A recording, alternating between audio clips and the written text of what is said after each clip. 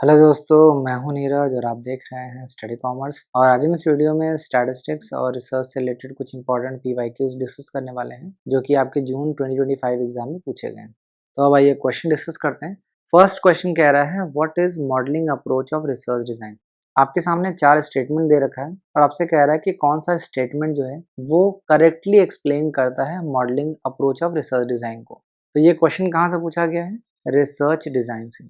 Research design क्या होता है?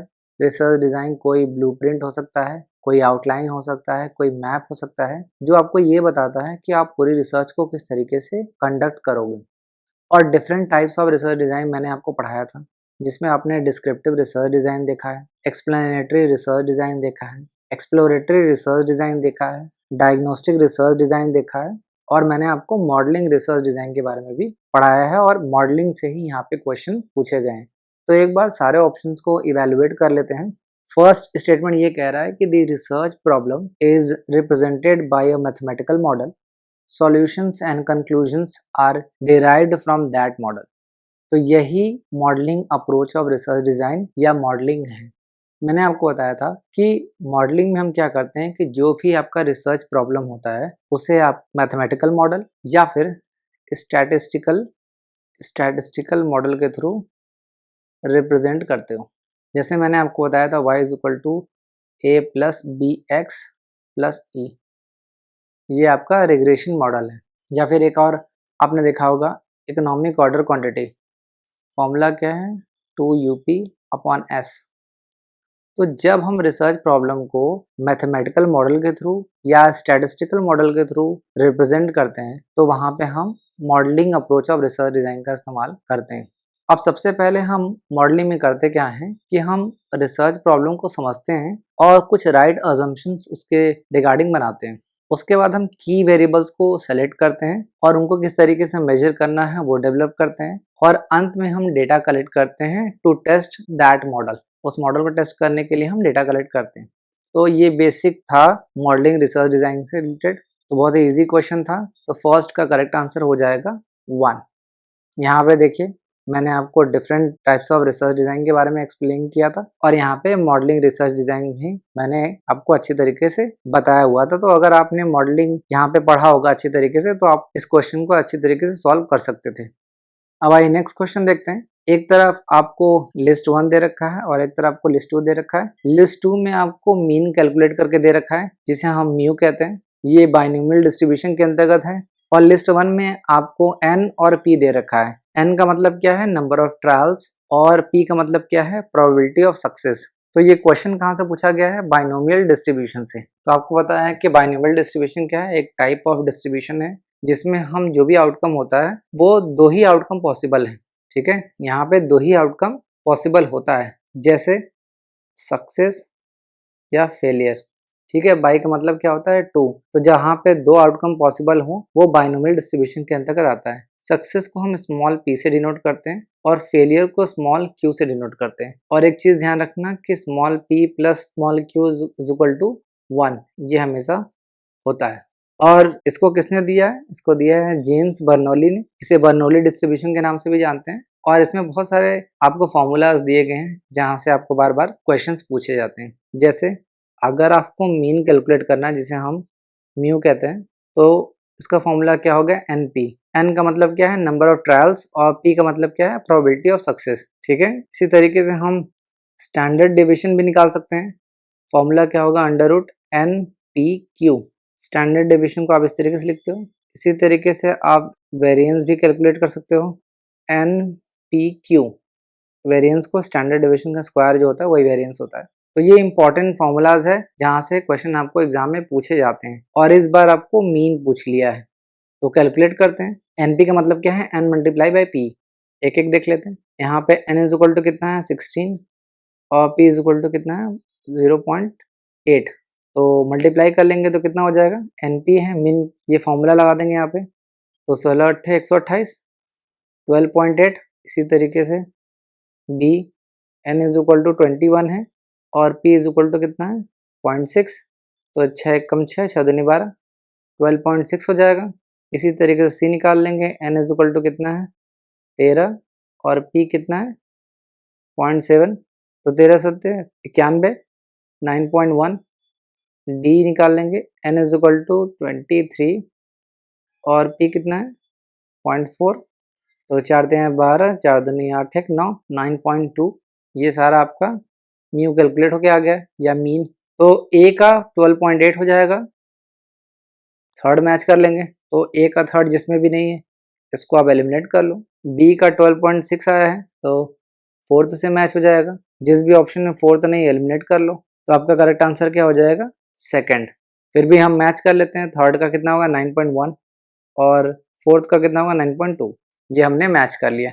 ध्यान रखना कि ये जो मैंने फॉर्मूला बताया है मीन कैलकुलेट करने का, एन पी होता है, स्टैंडर्ड डेविएशन का फॉर्मूला क्या होता है under root N P Q होता है, और वेरिएंस निकालने के लिए एन पी क्यू का इस्तेमाल किया जाता है। और ये बहुत ही ज्यादा इंपॉर्टेंट है क्योंकि हर बार एग्जाम में कुछ न कुछ ट्विस्ट किए जा रहे हैं। तो अगर आपको सारी चीजें नहीं पता है तो आप अप्लाई नहीं कर सकते। हो सकता है नेक्स्ट टाइम आपको नंबर ऑफ ट्रायल्स और प्रोबेबिलिटी ऑफ सक्सेस दिया हो, बट यहाँ पे मीन न पूछा जाए, बल्कि आपको कैलकुलेट करके स्टैंडर्ड डेविएशन दे दिया गया हो, standard deviation of binomial distribution. तो अगर आपको ये सारे फॉर्मूलास पता हैं तो आप इस क्वेश्चन को सॉल्व कर सकते थे। इससे पहले हमने आपको इसी तरीके क्वेश्चंस बताया था जिसमें हमने बताया था कि ये सारे इंपॉर्टेंट फॉर्मूलाज हैं। यहाँ पे मैंने सारी चीजें आपको एक्सप्लेन की थी कि किस तरीके से मीन कैलकुलेट करना है, स्टैंडर्ड डेविएशन कैसे कैलकुलेट करना है, वेरिएंस कैसे निकालना है, ये सारी चीजें मैंने आपको बताई थी। तो अगर आपने ये लेक्चर देखा होगा तो आप आसानी से इस क्वेश्चन को सॉल्व कर सकते थे।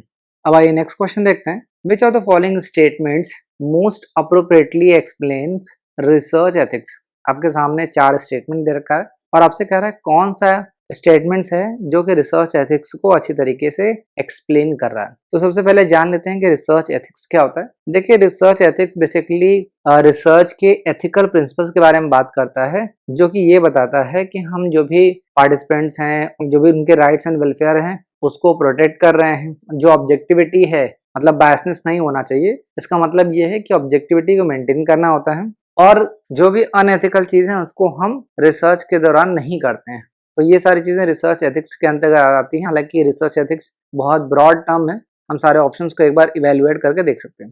पहला स्टेटमेंट कह रहा है कि it states how to write a research report flawlessly. तो यहाँ पे कोई रिसर्च एथिक्स के बारे में बात नहीं हो रही, तो ए बिल्कुल भी नहीं है। तो जिस भी ऑप्शन में ए होगा उसको एलिमिनेट कर सकते हैं। नेक्स्ट है it gives methodologies of researching with in social norms. तो यहाँ पे भी रिसर्च एथिक्स की बात नहीं हो रही, तो जिस भी ऑप्शन में बी होगा उसको हम एलिमिनेट कर सकते हैं।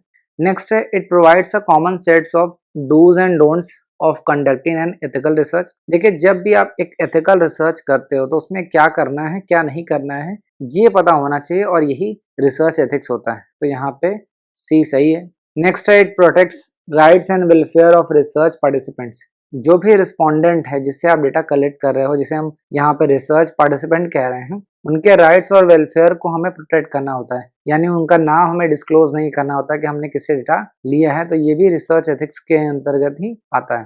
तो सी और डी आपका करेक्ट आंसर हो जाएगा। तो थर्ड का करेक्ट आंसर हो जाएगा 1। अब आइए नेक्स्ट क्वेश्चन देखते हैं। What is a questionnaire. आपको बताना है कि कौन सा स्टेटमेंट जो है वो क्वेश्चनर को अच्छी तरीके से एक्सप्लेन करता है। तो आप सभी को पता है कि क्वेश्चनर जो है एक डेटा कलेक्शन इंस्ट्रूमेंट है, जिसमें हम सीरीज ऑफ क्वेश्चंस डालते हैं और हम वो रिस्पोंडेंट को देते हैं और उससे इंफॉर्मेशन हम कलेक्ट कर लेते हैं। तो ये डेटा एनालिसिस इंस्ट्रूमेंट नहीं है, ये डेटा कंपेयरिंग इंस्ट्रूमेंट भी नहीं है, और एनालिसिस और रिसर्च फाइंडिंग इंस्ट्रूमेंट भी नहीं। ये क्या है, डेटा कलेक्शन इंस्ट्रूमेंट है। तो ये स्टेटमेंट सही। तो फोर्थ का करेक्ट आंसर हो जाएगा सेकंड। यहाँ पे हमने आपसे पहले ही क्वेश्चनर और शेड्यूल के बारे में डिटेल में डिस्कस किया था। तो अगर आपने यहाँ पे क्वेश्चनर और शेड्यूल के बारे में अच्छी तरीके से पढ़ा था तो आप आसानी से इस क्वेश्चन को कर सकते थे। अब आइए नेक्स्ट क्वेश्चन देखते हैं। What is historical research method. आपके सामने फिर से 4 स्टेटमेंट दे रखा है और आपको बताना है कि कौन सा स्टेटमेंट जो है वो हिस्टोरिकल रिसर्च मेथड के बारे में अच्छी तरीके से एक्सप्लेन कर रहा है। तो एक बार सारे ऑप्शंस को हम इवेल्युएट कर लेते हैं। पहला कह रहा है it collects facts by understanding the present situation. Sources of information include interviews of experts, survey etc. तो देखिए, ये आपका हिस्टोरिकल रिसर्च नहीं होगा क्योंकि यहाँ पे प्रेजेंट सिचुएशन के बारे में बात हो रही है। प्रेजेंट सिचुएशन के बारे में कब बात होती है, जब आपका जो रिसर्च है वो डिस्क्रिप्टिव होता है, डिस्क्रिप्टिव रिसर्च। जब हम करंट सिचुएशन के बारे में एक्सप्लेन करते हैं उसे हम डिस्क्रिप्टिव रिसर्च कहते हैं, न कि हिस्टोरिकल। तो पहला नहीं हो सकता है। नेक्स्ट देखते हैं, it collects fact bye predicting the future, sources of information includes questioners, telephonic interviews etcetera. देखिए ये भी हिस्टोरिकल रिसर्च मेथड नहीं है, ये प्रेडिक्टिव हो सकता है क्योंकि यहाँ पे हम फ्यूचर को प्रेडिक्ट करने के बारे में बात कर रहे हैं। हिस्टोरिकल में हम किसी भी तरीके के प्रेडिक्शन नहीं करते हैं। थर्ड देख लेते हैं, it collects fact by going in the past in different periods. Sources of information include written records, newspapers, diaries, letters, travelers accounts, documents, etc. तो ये करेक्टली एक्सप्लेन करता है हिस्टोरिकल रिसर्च को। मैंने आपको बताया था कि हिस्टोरिकल रिसर्च के अंतर्गत हम क्या करते हैं, पास्ट रिकॉर्ड, इवेंट या डॉक्यूमेंट को एग्जामिन करते हैं और यही आपका हिस्टोरिकल रिसर्च होता है। आखिरी ऑप्शंस को भी एक बार इवेल्युएट कर लेते हैं। आखिरी ऑप्शन कह रहा है it collects fact by using common sense and also tries to solve practical problems. Sources of information include surveys and interviews. देखिए ये भी आपका हिस्टोरिकल रिसर्च नहीं हो सकता क्योंकि जब हम डेटा कलेक्ट कर रहे हैं to solve the practical problem, अगर हम प्रैक्टिकल प्रॉब्लम को सॉल्व करने की बात कर रहे हैं तो वो या तो अप्लाइड रिसर्च होगा या फिर ये एक्शन रिसर्च हो सकता है। एक्शन रिसर्च ये कभी भी हिस्टोरिकल रिसर्च का पार्ट नहीं हो सकता। तो फिफ्थ का करेक्ट आंसर हो जाएगा थर्ड। अब आइए नेक्स्ट क्वेश्चन देखते हैं। आपके सामने फिर से दो लिस्ट दे रखा है, लिस्ट 1, लिस्ट 2। लिस्ट 2 में आपके सामने कुछ फॉर्मूलाज दे रखे हैं और लिस्ट 1 में आपको रिलेटिव मेजर ऑफ स्कीवनेस के बारे में दिया गया है, जिसमें आपको कार्ल पियर्सन का कोएफिशिएंट ऑफ स्कीवनेस, बाउले का कोएफिशिएंट ऑफ स्कीवनेस, केली का कोएफिशिएंट ऑफ स्कीवनेस और मोमेंट कोएफिशिएंट ऑफ स्कीवनेस के बारे में दिया गया है। तो इससे पहले मैंने आपको बताया था कि जो कार्ल पियर्सन कोएफिशिएंट ऑफ स्कीवनेस है उसे हम डिनोट करते हैं जे से, कैपिटल जे, और ये बेस्ड होता है मीन, मीडियन, मोड और स्टैंडर्ड डेविएशन पे। ठीक है, तो देख लो कौन सा मीन मीडियन मोड पे है। तो यहाँ पे आप देखो mean minus mode upon standard deviation. तो ये कार्ल पियर्सन कोएफिशिएंट का ही फॉर्मूला है। तो ए को मैच कर लेंगे 4 से, तो जिस भी ऑप्शन में ए का 4 तो नहीं है उसको आप एलिमिनेट कर लो, आपको आंसर मिल जाएगा। फिर भी हम आगे बात कर लेते हैं। नेक्स्ट है बाउलेज का कोएफिशिएंट ऑफ स्क्यूनेस, जिसे हम डिनोट करते हैं कैपिटल जे क्यू से। और मैंने बताया था कि जो बाउले का कोएफिशिएंट ऑफ स्क्यूनेस होता है वो बेस्ड होता है क्वार्टाइल्स पे, यानी Q1 और Q3 पे। तो देख लो क्वार्टाइल किस में दिया गया है, तो आप देख रहे हो कि बी का हो जाएगा थर्ड। फॉर्मूला क्या हो जाएगा, Q3 plus Q1 minus 2 median upon Q3 minus Q1। Next है केलीज का कोएफिशिएंट ऑफ स्क्यूनेस। मैंने आपको बताया था केली का जो कोएफिशिएंट ऑफ स्क्यूनेस है उसे कैपिटल जे से डिनोट करते हैं और ब्रैकेट में हम केली लिख देते हैं। और इनका जो कोएफिशिएंट ऑफ स्क्यूनेस होता है वो बेस्ड होता है परसेंटाइल पे, यानी P90 और P10 पे बेस्ड होता है। ठीक है, तो आप देख लो सेकंड वाले में है P90 plus P10 minus 2 median upon P90 minus P10। Moment के बारे में दिया गया तो ये आखिरी मैच हो जाएगा फर्स्ट वाले से, जो कि ये बोलता है μ3 का स्क्वायर अपॉन μ2 का क्यूब। तो ये आपको आसानी से समझ में आ गया होगा। तो 6 का करेक्ट आंसर हो जाएगा सेकंड। यहाँ पे हमने डिटेल में आपको बताया था कि कार्ल पियर्सन का कोएफिशिएंट ऑफ स्क्यूनेस क्या है, बाउले का कोएफिशिएंट ऑफ स्क्यूनेस क्या है या केली का कोएफिशिएंट ऑफ स्क्यूनेस क्या है और उसका क्या फॉर्मूला होगा। तो अगर आपने इस लेक्चर को डिटेल में पढ़ा था तो आप आसानी से सॉल्व कर सकते हैं। अब आइए नेक्स्ट क्वेश्चन देखते हैं। If random variable x follows a Poisson distribution such that p x is equal to 1 is equal to 4 p x is equal to 2, the variance of x is। ये आपके सामने ऑप्शंस दिए गए हैं। तो ये बहुत ही ज़्यादा इंपॉर्टेंट क्वेश्चन है और ज़्यादातर लोग इसको स्किप कर देंगे क्योंकि ये थोड़ा ट्रिकी है। मैं आपको इसको समझाने की कोशिश करता हूँ। देखो ये क्वेश्चन कहाँ से पूछा गया है, ये क्वेश्चन पूछा गया है पॉइजन डिस्ट्रीब्यूशन से।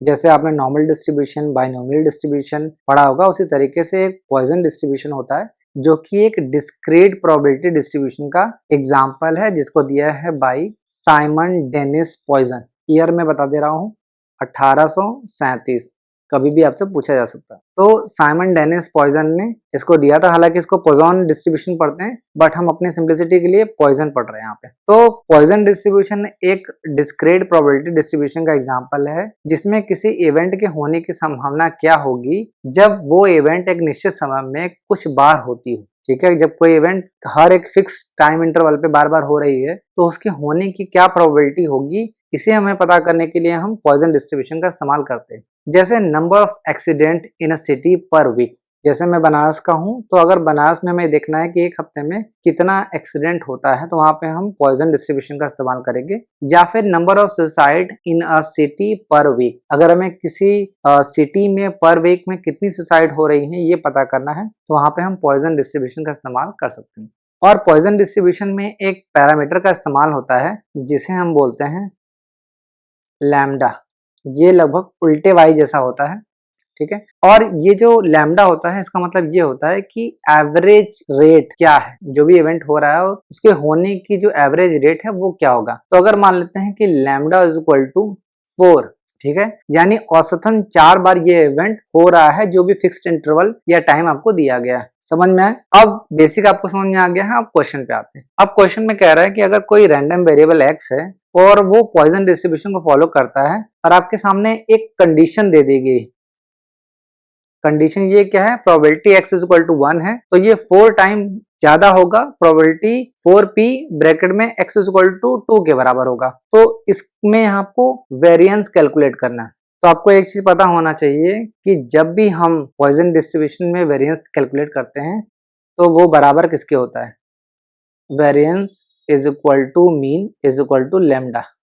ये तीनों बराबर होता है। तो अगर हम लैम्डा निकाल लें तो हमें वेरिएंस भी पता चल जाएगा, क्योंकि अगर वेरिएंस 1 है तो मीन भी 1 होगा और लैम्डा भी 1 होगा। समझ में आया यहाँ तक आपको? ध्यान से सुनो, पॉइजन डिस्ट्रीब्यूशन में वेरिएंस लैम्डा के बराबर होता है। तो अगर हमने लैम्डा की वैल्यू निकाल ली तो हमें वेरिएंस भी पता चल जाएगा। अब फॉर्मूला देख लेते हैं कि कैसे निकालते हैं। फॉर्मूला है P is equal to X बराबर के इज इक्वल टू एक ई के पावर माइनस लैम्डा, लैम्डा के पावर के अपॉन के फैक्टोरल। समझ में आया? अब एक एक जो चीजें हैं उसको रख लेते हैं। सबसे पहले इतना पार्ट हम रखते हैं, तो P X is equal to 1, के का मतलब 1 है, ठीक है। फॉर्मूला रख लेंगे e के पावर माइनस लैम्डा, लैम्डा 1 क्योंकि के इज इक्वल टू 1 है, अपॉन के की जगह 1 हो जाएगा तो 1 फैक्टोरल हो जाएगा। इसको सॉल्व कर लेंगे तो a के power minus lambda, lambda upon sorry upon में तो 1 है तो कुछ होगा नहीं, तो ये रह जाएगा a के पावर माइनस लैम्डा और लैम्डा। अब दूसरा रख लेते हैं, p is equal to X is equal to 2, formula put कर देते हैं e के पावर माइनस लैम्डा और लैम्डा के पावर 2 अपॉन 2 फैक्टोरल। सॉल्व कर देंगे तो क्या होगा, e के पावर माइनस लैम्डा और लैम्डा 2 अपॉन 2।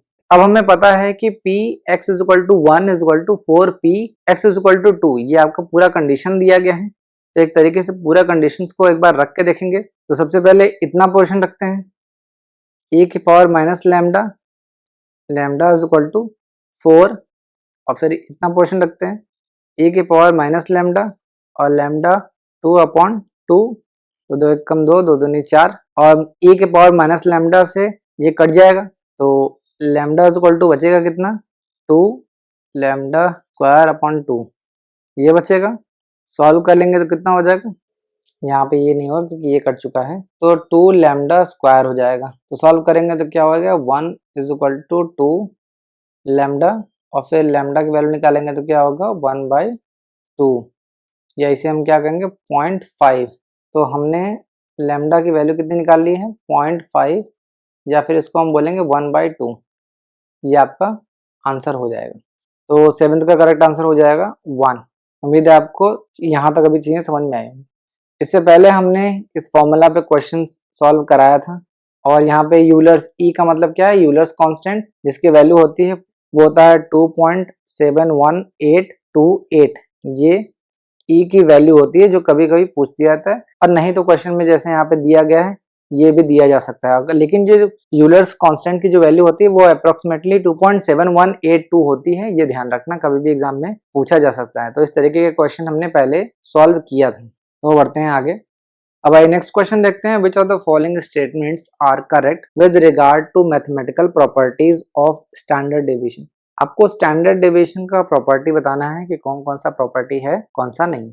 तो एक बार सारे ऑप्शंस को एक बार इवेलुएट कर लेते हैं। यहाँ तक आपको पता ही होगा कि स्टैंडर्ड डेविएशन जो है उसको कार्ल पियर्सन ने दिया है 1893 में, ये पता होगा आपको, और इसे हम बोलते हैं सेकेंड ऑर्डर मेजर।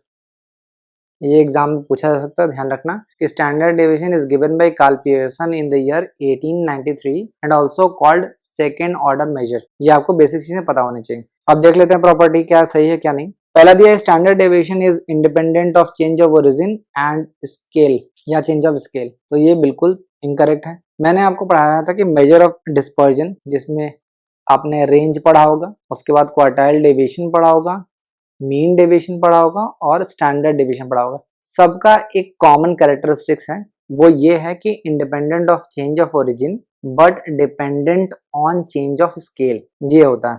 तो किसी भी तरीके से ए नहीं हो सकता, तो ए को हम एलिमिनेट कर सकते हैं। नेक्स्ट है standard deviation is independent of change of origin but not of scale, तो ये बिल्कुल सही है।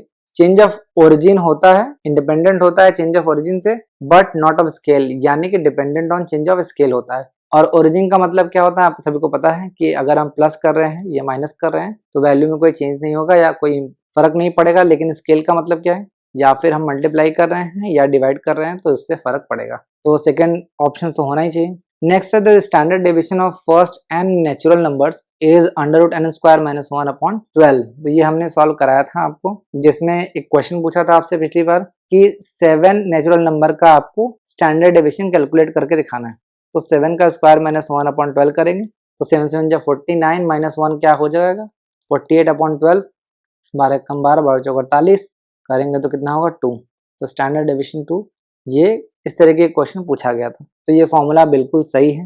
नेक्स्ट वाले में दिया गया है n स्क्वायर माइनस 1/6, ये बिल्कुल सही नहीं है, तो जिस भी ऑप्शन में डी है इसको आप एलिमिनेट कर सकते हैं। नेक्स्ट देखते हैं for moderately skewed distribution standard deviation is 0.8 of mean deviation, तो ये भी बिल्कुल गलत है। देखिए मॉडरेटली स्क्यूड डिस्ट्रीब्यूशन का क्या मतलब है कि जो आपका डिस्ट्रीब्यूशन है वो नॉर्मल है, यानी दोनों साइड आइडेंटिकल है, ठीक है, जिसको हम नॉर्मल डिस्ट्रीब्यूशन या मेसोकार्टिक कहते हैं। तो यहाँ पे हमने क्वार्टाइल डेविएशन, मीन डेविएशन और स्टैंडर्ड डेविएशन का रिलेशन पढ़ा था, वहां से क्वेश्चन पूछा गया है। देखिए क्वार्टाइल डेविएशन होता है, मीन डेविएशन होता है और स्टैंडर्ड डेविएशन होता है। क्वार्टाइल डिवीजन सबसे छोटा होता है, स्टैंडर्ड डिवीजन सबसे बड़ा होता है। तो जो सबसे बड़ा होता है उसकी वैल्यू सबसे छोटी है 4 और मीन डिवीजन की होती है 5 और क्वार्टाइल डिवीजन की होती है 6। तो यहाँ पे हम मीन डिवीजन और स्टैंडर्ड डिवीजन कंपेयर कर रहे हैं, तो हम ये लिख लेते हैं कि मीन डिवीजन और स्टैंडर्ड डिवीजन 5 और 4, क्योंकि यहाँ पे इसी की बात हो रही है, ठीक है। तो मैंने आपको पढ़ाया था कि जो स्टैंडर्ड डिवीजन होता है वो होता है 5/4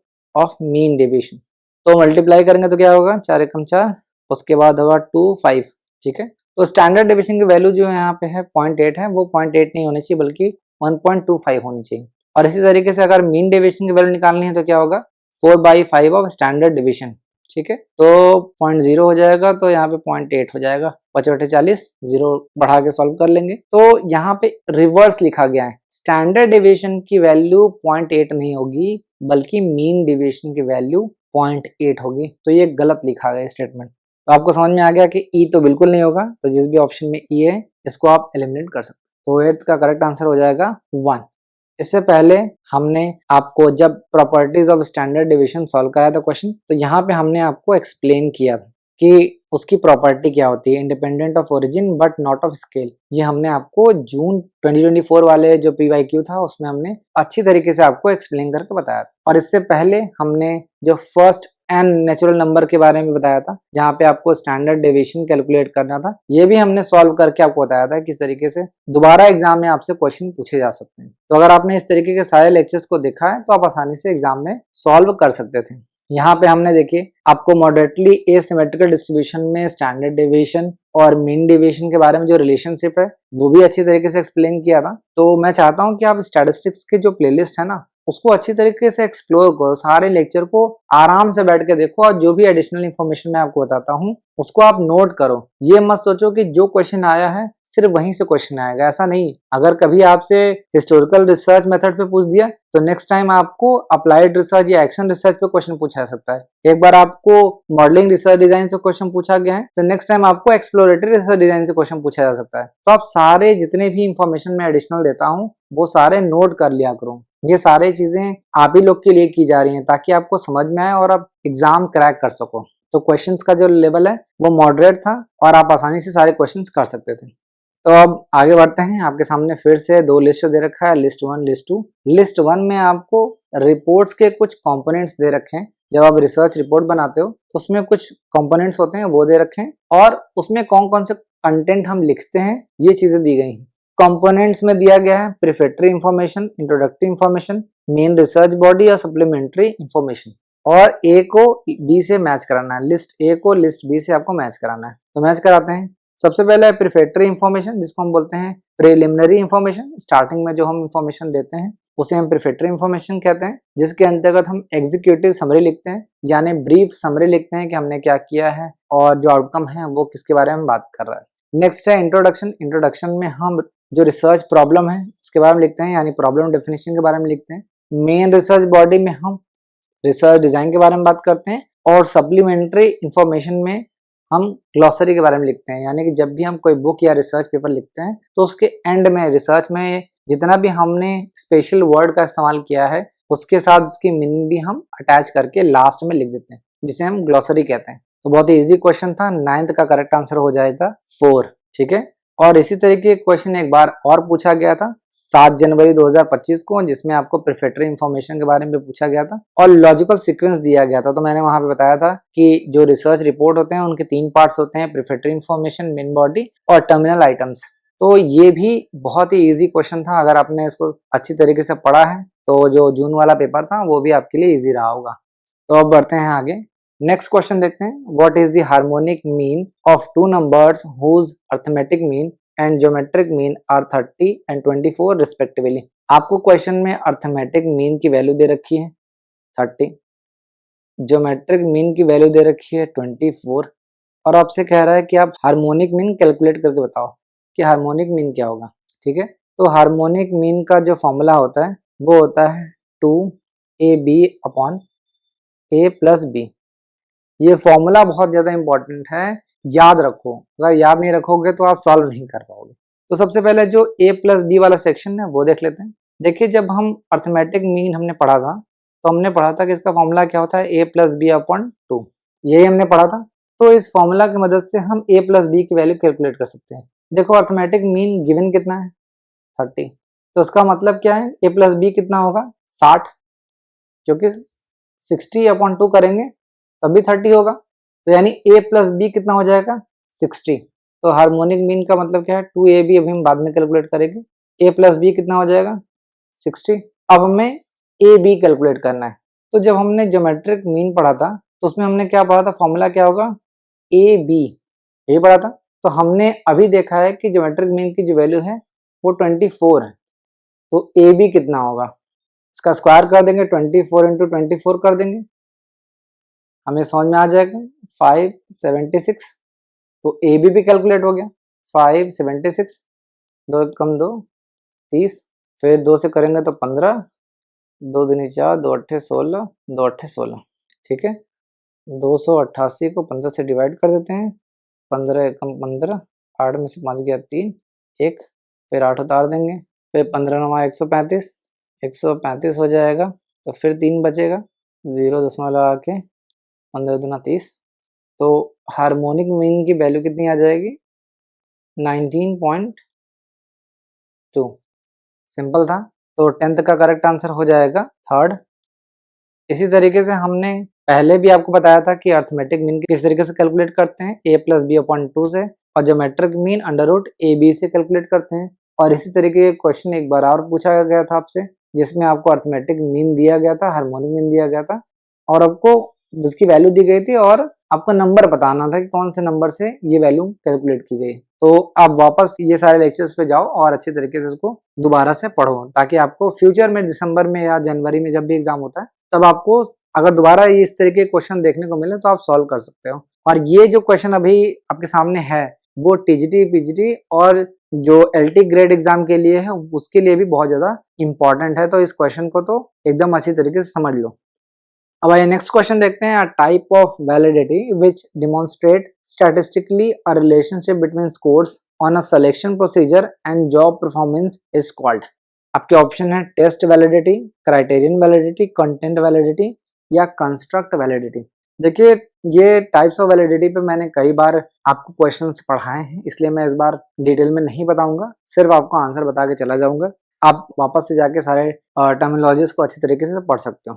तो वैलिडिटी का मतलब क्या होता है? वैलिडिटी वैलिड टर्म से आया है, जिसका मतलब है साउंड होना चाहिए। और वैलिडिटी आपने पढ़ा होगा रिसर्च में कि ये एक फीचर है रिसर्च का, आपने पढ़ा होगा ना, रिसर्च आपका वैलिड होना चाहिए। तो वैलिडिटी क्या है? Validity is a feature of research, जो ये कहता है कि आपका रिसर्च जो है वो वैलिड होना चाहिए, साउंड होना चाहिए, मतलब एक्यूरेट या सही होना चाहिए, ठीक है। और इसमें अलग अलग तरीके के वैलिडिटी दिया गया, जैसे टेस्ट वैलिडिटी। टेस्ट वैलिडिटी का क्या मतलब है कि आप जो मेजर करना चाहते हो, जो आप टेस्ट करना चाहते हो, क्या आप वही टेस्ट कर रहे हो? ऐसा तो नहीं कि आप टेस्ट करना चाह रहे थे मोटिवेशन और आपने टेस्ट कर लिया मोरल। तो ये टेस्ट वैलिडिटी है। नेक्स्ट है क्राइटेरियन वैलिडिटी। क्राइटेरियन वैलिडिटी का क्या मतलब है कि जो भी आप पैरामीटर यूज कर रहे हो, जो भी स्टैंडर्ड यूज कर रहे हो, क्या वो सही स्टैंडर्ड है? तो दो चीजों के बीच में रिलेशनशिप स्टैब्लिश करने के लिए, जैसे क्राइटेरियन वैलिडिटी ये कहता है, does this test use parameter to establish relationship to other measures। जब हम रिलेशनशिप को स्टैब्लिश करना चाहते हैं तो जो पैरामीटर, जो स्टैंडर्ड हम यूज कर रहे हैं, क्या वो स्टैंडर्ड बिल्कुल सही है? यही क्राइटेरियन वैलिडिटी इस्तेमाल करता है। जैसे हमने किसी स्टूडेंट का आईक्यू मेजर किया, ठीक है, किसी भी स्टूडेंट का हमने आईक्यू मेजर किया, तो किसी न किसी स्टैंडर्ड का इस्तेमाल किया होगा, किसी न किसी लेवल ऑफ क्वेश्चंस का हमने टेस्ट करने के लिए क्वेश्चन बनाए होंगे। तो जो हमने पैरामीटर बनाया है उससे हम उस स्टूडेंट का आईक्यू टेस्ट कर रहे हैं। तो हम रिलेशनशिप चेक करेंगे कि जो हमने पैरामीटर बनाया वो सही है कि नहीं। तो अगर हमने किसी स्टूडेंट का आईक्यू टेस्ट किया और उसमें ये है कि जो स्टूडेंट का आईक्यू है वो हाई है, और सेम चीज हमने क्या किया, फिर हमने स्कूल का रिजल्ट उसका देखा, लेकिन वहां पे पता चला कि स्कूल का जो रिजल्ट है वो सही नहीं आ रहा, वो लो है। तो क्या इन दोनों में कोई कोरिलेशन है? नहीं। तो इसका मतलब जो भी हमने पैरामीटर बनाया है वो रिलेशनशिप को अच्छी तरीके से स्टैब्लिश नहीं कर रहा, वो सही नहीं है, यानी हमारा पैरामीटर जो है वो सही नहीं, ठीक है। जैसे यहाँ पे आप देख रहे हो कि सिलेक्शन प्रोसीजर के लिए जो स्कोर है और जॉब परफॉर्मेंस है, इसमें रिलेशनशिप स्टैब्लिश करने की कोशिश की जा रही है, देखने की कोशिश की जा रही है। तो ये क्राइटेरियन वैलिडिटी यानी क्राइटेरिया या स्टैंडर्ड को मेजर करने की बात करता है, जिसे हम क्राइटेरियन वैलिडिटी कहते हैं। नेक्स्ट है कंटेंट वैलिडिटी। कंटेंट वैलिडिटी ये बताता है कि क्या हमने एप्रोप्रिएट कंटेंट यूज किया है, ठीक है। जैसे आपने इस बार के एग्जाम में देखा होगा कि आपको मूवीज से रिलेटेड क्वेश्चन पूछे गए हैं, तो क्या आपने कंटेंट सही यूज किया? यानी एनटीए ने जो कंटेंट, जो क्वेश्चंस पूछे गए हैं वो क्या सही पूछा है? नहीं पूछा है। आप नेट एग्जाम में, कॉमर्स के एग्जाम में आप मूवी से रिलेटेड क्वेश्चन क्यों पूछ रहे हो? आप रिसर्च के क्वेश्चन दो चार बढ़ा दो, या आप टीचिंग एप्टीट्यूड के क्वेश्चन बढ़ा दो, या कंप्यूटर एप्लीकेशन से रिलेटेड कुछ क्वेश्चन बढ़ा दो, या आप कुछ और क्वेश्चन ऐड कर लो, बट क्या मूवी से रिलेटेड क्वेश्चन पूछना सही है? तो मूवी से रिलेटेड क्वेश्चन पूछना बिल्कुल सही नहीं है, यानी कंटेंट वैलिडिटी यहाँ पे नहीं है। इसी तरीके से कंस्ट्रक्ट वैलिडिटी होता है, जिसे हम निर्माण वैधता कहते हैं, और वो ये बताता है कि जो भी आपने ये आइडिया या थ्योरी सोचा है, क्या वो सही है, क्या वो अंडरलाइन थ्योरेटिकल कॉन्सेप्ट से रिलेटेड है। तो ये सारी चीजें आपको अलग अलग तरीके के वैलिडिटी में पढ़ने को मिलती हैं। फिलहाल 11th का करेक्ट आंसर हो जाएगा सेकंड, क्राइटेरियन वैलिडिटी। यहाँ पे देखिए मैंने अलग अलग तरीके की जो वैलिडिटी है वो मैंने आपको पढ़ाया था। जैसे टेस्ट वैलिडिटी क्या बताता है, does this test measure what is suppose to measure, यानी अगर आप मोटिवेशन मेजर करना चाहते हो तो क्या आपने मोरल मेजर कर दिया है? आप जो मेजर करना चाहते हो क्या आपने वही मेजर किया है? कंटेंट वैलिडिटी में क्या है, आपने अप्रोप्रिएट कंटेंट यूज किया है। जैसे मैंने आपको अभी एग्जांपल दिया कि यूजीसी नेट एग्जाम में मूवीज से रिलेटेड क्वेश्चंस पूछे गए। क्राइटेरिया वैलिडिटी क्या है, ये पैरामीटर को देखता है कि जो रिलेशनशिप स्टैब्लिश किया गया है वो कैसा है, वो कौन सा पैरामीटर आपने यूज किया है। इसी तरीके से आप सारे चीजों के बारे में पढ़ सकते थे, ये पहले ही हमने आपको सारा डिटेल में पढ़ा दिया, यहाँ मैं बहुत ज्यादा आपका टाइम वेस्ट नहीं करूंगा। तो अब बढ़ते हैं आगे। यहाँ पे भी देखिए मैंने आपको कंटेंट वैलिडिटी, टेस्ट, क्राइटेरियन और कंस्ट्रक्ट वैलिडिटी के बारे में डिटेल में पढ़ाया था। तो अब ये नेक्स्ट क्वेश्चन देखते हैं, identify the correct sequence of sampling design process. आपको सैम्पलिंग डिजाइन प्रोसेस का करेक्ट सीक्वेंस बताना है कि किस तरीके से आप सैंपल कलेक्ट करोगे, जिसमें आपके ऑप्शन है determine the sample size, select sampling technique, select sample frame, defining target population. तो देखिए सबसे पहले हम क्या करते हैं, डिफाइनिंग टारगेट पॉपुलेशन। सबसे पहले हम टारगेट पॉपुलेशन को डिफाइन करते हैं। जैसे हमें जो हायर एजुकेशन में जो असिस्टेंट प्रोफेसर हैं उनके ऊपर पीएचडी करना है, तो यानी हमारे जो टारगेट पॉपुलेशन है वो क्या है, प्रोफेसर हैं। तो ये हमारे टारगेट पॉपुलेशन हो गए। दूसरा होगा सिलेक्शन ऑफ सैंपल फ्रेम कि अब हम सारे जो पूरे इंडिया में प्रोफेसर हैं उनको तो ले नहीं सकते, तो हमने क्या किया, वाराणसी में जो प्रोफेसर हैं उनसे डेटा हमें लेना, तो वो सैंपल फ्रेम हमने डिसाइड कर लिया। उसके बाद select a sample technique, third क्या स्टेप होगा कि हम कौन से सैम्पलिंग टेक्निक का इस्तेमाल करेंगे। जैसे मान लेते हैं हम यहाँ पे नॉन प्रोबेबिलिटी सैम्पलिंग टेक्निक का इस्तेमाल करते हैं, ठीक है, तो ये आपका थर्ड हो जाएगा। और फोर्थ होता है डिटरमाइन द सैंपल साइज, यानी हमें अपने रिसर्च के लिए कितना सैंपल साइज चाहिए। जैसे हमने 400 प्रोफेसर्स का डेटा ले लिया, तो ये सारी चीजें पहले ही हमने आपको बहुत डिटेल में पढ़ाया हुआ है, सिर्फ यहाँ पे बेसिक आपको रिकॉल करा रहे हैं। तो 12th का करेक्ट आंसर हो जाएगा फोर्थ। यहाँ पे देखिए आपको स्टेप्स ऑफ सैम्पलिंग डिजाइन के बारे में डिटेल में बताया गया था, तो यहाँ पे डिटेल में आपको सारी चीजें समझाई गई हैं। अब आइए नेक्स्ट क्वेश्चन देखते हैं, identify the correct sequence of research design process. एक बार फिर से आपसे रिसर्च डिजाइन प्रोसेस से क्वेश्चन पूछ लिया गया, तो सारे ऑप्शंस को देख लेते हैं। Measurement technique selection, research approach selection, data collection technique selection, sample design selection, data analysis method selection. तो सबसे पहले रिसर्च अप्रोच सिलेक्शन होगा कि आपका जो रिसर्च है वो क्वालिटेटिव है, क्वांटिटेटिव है, एक्सप्लोरेटरी है, मॉडलिंग है, या किस तरीके का रिसर्च है वो होगा। तो सबसे पहले बी होगा। फिर होगा मेजरमेंट टेक्निक सिलेक्शन, किस तरीके से आप उसको मेजर करेंगे। फिर होगा सैंपल डिजाइन सिलेक्शन, फिर होगा डेटा कलेक्शन टेक्निक, और अंत में डेटा एनालिसिस मेथड इसका इस्तेमाल करेंगे। तो 13 का करेक्ट आंसर हो जाएगा सेकेंड। यहाँ पे हमने सैम्पलिंग डिजाइन प्रोसेस अच्छे तरीके से पढ़ा है, वापस से जाके आप देख सकते हैं। अब आइए नेक्स्ट क्वेश्चन देखते हैं, which of the following are properties of regression coefficient. आपके सामने 5 ऑप्शन दिए गए हैं और आपको बताना है कौन सा रिग्रेशन कोएफिशिएंट का प्रॉपर्टी है। तो डायरेक्टली सारे स्टेटमेंट को इवेलुएट कर लेते हैं। पहला स्टेटमेंट कह रहा है द कोएफिशिएंट ऑफ कोरिलेशन, जिसे स्मॉल r से डिनोट करते हैं, एंड टू रिग्रेशन कोएफिशिएंट, जिसे हम BYX बोलते हैं, और BXY हैव सेम साइन। तो ये स्टेटमेंट बिल्कुल सही है। हमने पढ़ा था कि coefficient of correlation is equal to होता है under root BYX multiply by BXY। तो इसमें हमने पढ़ा था कि कोएफिशिएंट ऑफ कोरिलेशन और टू रिग्रेशन कोएफिशिएंट का जो साइन होता है वो सेम होता है, यानी एक पॉजिटिव है तो बाकी सब भी पॉजिटिव होगा, एक नेगेटिव है तो बाकी सब भी नेगेटिव होगा। तो ए तो होना चाहिए, जिस भी ऑप्शन में ए नहीं है इसको आप एलिमिनेट कर सकते हैं। नेक्स्ट है the coefficient of correlation is harmonic mean between the regression coefficient. ये बिल्कुल नहीं है, ये ज्योमेट्रिक मीन होता है।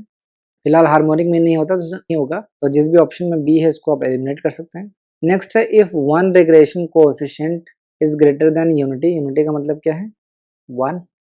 The other must also be greater than 1। नहीं भैया, अगर एक जो है रिग्रेशन कोएफिशिएंट एक से ज्यादा है तो दूसरा एक से कम होना चाहिए, तो सी बिल्कुल भी नहीं होगा। नेक्स्ट है if one of the regression coefficient is greater than unity the other must be less than unity. ये बिल्कुल सही है, तो डी होना चाहिए। नेक्स्ट है the regression coefficient are independent of change of origin but not of scale. तो ये भी बिल्कुल सही है।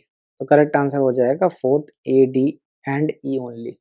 उम्मीद है आपको अभी तक सारी चीज़ें समझ में आई होंगी। देखिए रिग्रेशन कोएफिशिएंट की जो प्रॉपर्टीज़ हैं इसको हमने डिटेल में आपको पढ़ाया था, और मैंने आपको बताया था कि ये जो छठा जो प्रॉपर्टी है बहुत ही ज़्यादा इंपॉर्टेंट है, कई बार एग्जाम में पूछा जाता है। और वैसे तो सारे प्रॉपर्टीज़ जो हैं रिग्रेशन कोएफिशिएंट के इंपॉर्टेंट है, बट मैंने स्पेसिफिकली आपको बताया था कि ये इंपॉर्टेंट है और एग्जाम में पूछे जाते हैं। तो ये सारी चीज़ें आपको पढ़ाई गई हैं, ऐसा नहीं है कि आप फर्स्ट टाइम ये सारी चीज़ें देख रहे हो। तो अगर आपने ये लेक्चर देखा होता तो आप आसानी से क्वेश्चन को सॉल्व कर सकते थे।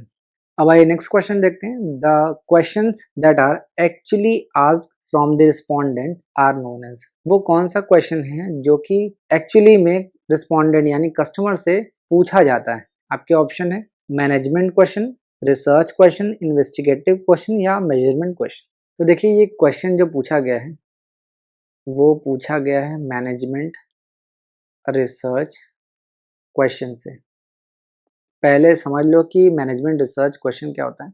सबसे पहले समझ लो मैनेजमेंट क्या है, आप सभी को पता ही है मैनेजमेंट क्या होता है। मान लेते हैं कि नाइकी एक कंपनी, और हर कंपनी में जिस तरीके से मैनेजमेंट होता है उस तरीके से नाइकी में भी मैनेजमेंट होगा। अब यहाँ पे हम देख रहे हैं नाइकी का जो जूते हैं उनकी सेल जो है वो ड्रॉप हो रही है। तो जाहिर सी बात है नाइकी रिसर्च करने की कोशिश करेगा, वो क्वेश्चन पूछेगा कि हमारा जो सेल्स है वो क्यों ड्रॉप हो रहा है, क्यों कम हो रहा है। ठीक है। तो जब ये मैनेजमेंट रिसर्च करेगी तो कुछ क्वेश्चंस पूछेगी, जिसे हम मैनेजमेंट रिसर्च क्वेश्चंस कहते हैं। और ये क्वेश्चंस जो हैं वो सीक्वेंस में पूछे जाते हैं और ये इसका सीक्वेंस भी एग्जाम में पूछा जाता है। तो पहला जो क्वेश्चन होता है वो होता है मैनेजमेंट डिलेमा। डिलेमा का मतलब क्या है, जैसे मैंने यहाँ को बोला कंपनी का जो सेल है, जो सेल्स है, सॉरी सेल्स लिख लो, सेल्स जो है वो ड्रॉप हो रही है। तो ये क्यों हो रहा है, यानी मैनेजमेंट जो है वो इस डाउट में है कि यार हमारे जो जूते हैं पहले तो बहुत अच्छे बिक रहे थे, अभी क्यों है, अभी कम क्यों हो जा रहा है ऐसा। तो ये जो डिलेमा है ये फर्स्ट क्वेश्चन होता है। सेकंड जो होता है वो मैनेजमेंट क्वेश्चन होता है। थर्ड रिसर्च क्वेश्चन होता है। फोर्थ जो है वो इन्वेस्टिगेटिव क्वेश्चन होता है। और फिफ्थ और लास्ट जो होता है वो आपका मेजरमेंट क्वेश्चन होता है। ये आपका फाइनल स्टेप है, ध्यान रखना। फर्स्ट और लास्ट स्टेप तो आपको पता होना चाहिए। फर्स्ट स्टेप क्या होता है, मैनेजमेंट डिलेमा, और आखिरी जो क्वेश्चन होता है वो मेजरमेंट क्वेश्चन होता है। ये फाइनल स्टेप होता है जिसमें हम कस्टमर से जिसको यहाँ पे हम रिस्पोंडेंट कह रहे हैं, कस्टमर से हम डेटा कलेक्ट करते हैं, जिसे हम रिसर्च की भाषा में रिस्पोंडेंट कह रहे हैं यहाँ पे। तो जो फाइनल क्वेश्चन पूछा जाता है रिस्पोंडेंट से वो पूछा जाता है मेजरमेंट क्वेश्चन के अंतर्गत, कि आप इस प्रोडक्ट का क्यों नहीं खरीद रहे हो या क्या प्रॉब्लम है, ये सारी चीज़ें मेजरमेंट क्वेश्चन में पूछा जाता है। तो यहीं से आपको क्वेश्चन पूछा गया। तो 15th का करेक्ट आंसर हो जाएगा 4। यहाँ पे देखिए मैंने आपको बताया था कि जो मेजरमेंट क्वेश्चन है, यहाँ पे देखो, यहाँ पे आखिरी में कस्टमर से क्या पूछा जा रहा है कि हाउ मच वुड यू पे फॉर दिस, ठीक है, दिस प्रोडक्ट, जो भी एक्स प्रोडक्ट है, आप इस प्रोडक्ट के लिए कितना पे कर सकते हो, ठीक है। तो यहाँ पे मैंने बताया है कि मैनेजमेंट डिलेमा में मैंने बताया कि why are sales are dropping, और सारी चीज़ें मैंने आपको बताया। एक बार जाके वापस से ये सारी चीज़ों को पढ़ लेना, बहुत इंपॉर्टेंट है आने वाले एग्जाम के लिए, ठीक है। आगे बढ़ते हैं। तो अब आ गए हम आज के लास्ट क्वेश्चन पे, देख लेते हैं। The parametric test that can be used for hypothesis testing of paired samples is, आपके ऑप्शन है T test, Z test, chi square test या मैन विटनी टेस्ट। तो देखिए काय स्क्वायर और मैन विटनी तो नॉन पैरामेट्रिक टेस्ट है, तो ये तो होगा ही नहीं। काय स्क्वायर लार्ज सैंपल के लिए होता है, पेयर्ड सैंपल के लिए नहीं होता है। और टी टेस्ट इसका करेक्ट आंसर हो जाएगा, ये पेयर्ड सैंपल के लिए किया जाता है यूज। तो 16th का करेक्ट आंसर हो जाएगा 1। यहाँ पे मैंने आपको पेयर्ड टी टेस्ट के बारे में डिटेल में समझाया है, तो आप जाके पढ़ सकते हैं। इसके अलावा भी मैंने आपको सितंबर 2024 जो शिफ्ट 1 के जो लेक्चर हैं उस पे भी मैंने आपको डिटेल में सारे बताए हैं कि पेयर टी टेस्ट का इस्तेमाल हम किस तरीके से करते हैं। तो ये था PYQs ऑफ जून 2025। अगर आपको इस लेक्चर का PDF डाउनलोड करना है तो आप हमारे टेलीग्राम चैनल को ज्वाइन कर सकते हैं। टेलीग्राम का लिंक आपको डिस्क्रिप्शन में दिया गया है, या फिर आप इस दिए गए QR कोड को स्कैन करके भी हमें ज्वाइन कर सकते हैं और फ्री PDF डाउनलोड कर सकते हैं। अगर आप हमारे व्हाट्सएप चैनल को ज्वाइन करना चाहते हैं तो आप इस दिए गए QR कोड को स्कैन कर सकते हैं या इस दिए गए नंबर पर हमें कॉन्टैक्ट कर सकते हैं। तो ये था स्टैटिस्टिक्स और रिसर्च से रिलेटेड कुछ इंपॉर्टेंट PYQs जो कि आपके जून 2025 एग्जाम में पूछे गए हैं। उम्मीद है आपको सारी चीज़ें समझ में आई होंगी। अगर आपके कोई भी डाउट या सजेशन है तो आप हमें कमेंट बॉक्स में बता सकते हैं। तब तक के लिए थैंक यू।